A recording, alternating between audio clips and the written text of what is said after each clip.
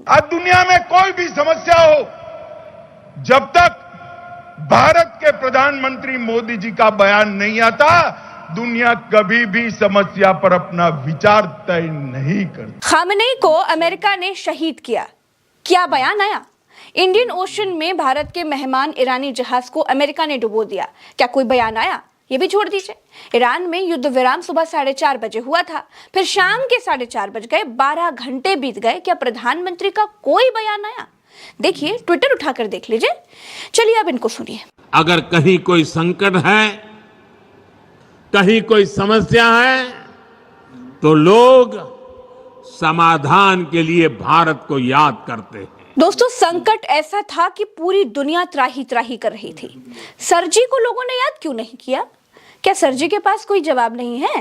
दोस्तों, बतौलेबाजी और जुमलेबाजी से आगे असल बात सुनिए। असल और सीरियस बात यह है कि आतंकवाद को पनाह देने वाला देश पाकिस्तान आज शांति दूत बन गया। भारत का कहीं कोई नाम लेने वाला तक नहीं। किसी भी भारतीय को आज ये बात ठीक नहीं लग रही है।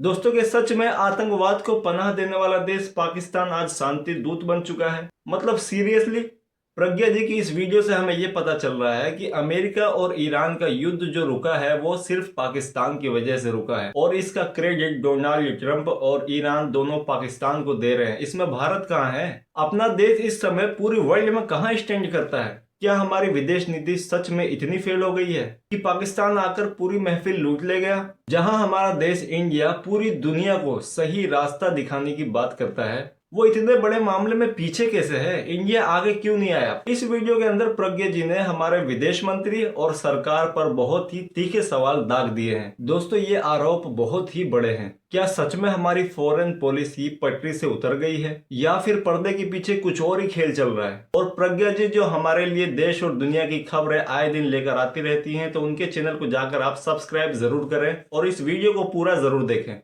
सीज फायर करने वाले ट्रंप के संदेश में पाकिस्तानी प्रधानमंत्री और जनरल मुनीर का नाम है। ईरान के थैंक यू संदेश में भी पाकिस्तानी प्रधानमंत्री और जनरल मुनीर का नाम है। इस्लामाबाद में 10 तारीख को अमेरिका और ईरानी डेलीगेशन अपने अपने पॉइंट्स पर निगोसिएशन करने के लिए बैठेंगे। यहां तक कि पश्चिमी अखबारों ने भी दावा किया कि चीन ने भी ईरान को समझौता करने के लिए प्रेशराइज किया। इसीलिए चीन का भी नाम युद्ध रुकवाने वालों में है। लेकिन युद्ध रोकंती स्पेशलिस्ट हमारे प्रधानमंत्री जी का कहीं कोई जिक्र क्यों नहीं? गांधी के देश तो हम है ना, अहिंसा के पुजारी तो हम हैं, शांति की बात करने वाले तो हम हैं भाई। तो फिर हम शांति की बात में नेता क्यों नहीं बने? जो ट्रंप दुनिया का युद्ध रुकवा रहा था, उसका युद्ध रुकवाने में हम क्यों नहीं थे? इस पूरे शांति समझौते में, इस पूरी बातचीत में कौन सा देश उभर के सामने आया? जो एक आतंकी देश है, जो अपने देश के अंदर प्रशिक्षण शिविर देता है आतंकवादियों को, पाकिस्तान, वो शांति दूत बन गया। इसके पीछे की वजह क्या है? हमारे प्रधानमंत्री नरेंद्र मोदी की अनपढ़ ही खीखी वाली विदेश नीति, एक ही खीखी जबरन गले पड़ो वाली जो विदेश नीति है, उसके कारण से आज भारत अलग थलग पड़ गया। अमेरिका ने आपका अच्छा उल्लू बनाया। मोदी पहले आपको इजराइल भेज दिया, वहां आप 2 दिन पहले गए और मेडल पहन के आ गए, और उसके बाद ईरान के ऊपर हमला कर दिया। क्यों आप भारत की प्रतिष्ठा को दुनिया में गिराने का काम कर रहे हैं? चलो ये भी मान लेते हैं भाई कि ईरान मुसलमान देश था, पाकिस्तान मुसलमान देश था, इसीलिए ईरान और पाकिस्तान एक दूसरे के लिए सहज होंगे। लेकिन चीन ना तो हिंदू है, ना मुसलमान है, ना अल्लाह को मानता है, ना जीसस को मानता है, ना राम को मानता है। फिर उसका मिडिल ईस्ट में हमसे ज्यादा दखल क्यों है? युद्ध रुकवाने में चीन भी हमसे आगे है।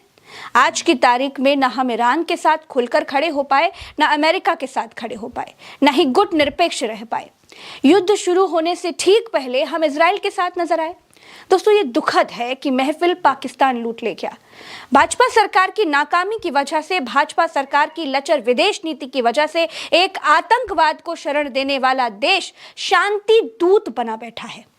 बड़ी बात यह भी है कि ईरान ने अपने संदेश के शुरू में ही पाकिस्तानी प्रधानमंत्री और जनरल का धन्यवाद कहा, और ट्रंप ने भी इन्हीं दोनों पाकिस्तानी लीडर्स के नाम से अपनी बात की शुरुआत की।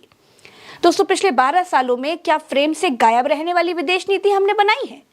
शाह कहते हैं कि दुनिया में कहीं भी कोई भी समस्या हो, जब तक भारत के प्रधानमंत्री का बयान नहीं आ जाता तब तक दुनिया समस्या पर अपना विचार तय नहीं कर पाती। तो मिस्टर प्राइम मिनिस्टर और मिस्टर एस जयशंकर जी, आपसे बढ़िया विदेश नीति तो घर संभालने वाली महिलाएं संभाल सकती हैं। उनको भी मालूम है कि कब किसके साइड खड़े रहना है, किससे कितना भला होना है, कौन यूजलेस है और कौन यूजफुल है। विदेश नीति इतनी सी ही तो है, लेकिन भाजपा सरकार से इतना सा काम भी नहीं हो रहा है। हर चीज का एक्सप्लेनेशन धुरंधर जैसी पिक्चर बनाकर कब तक दिया जाएगा। दोस्तों, मिडिल ईस्ट में जब हालात सामान्य होने लगे तो इराक ने अपना एयर स्पेस खोल दिया।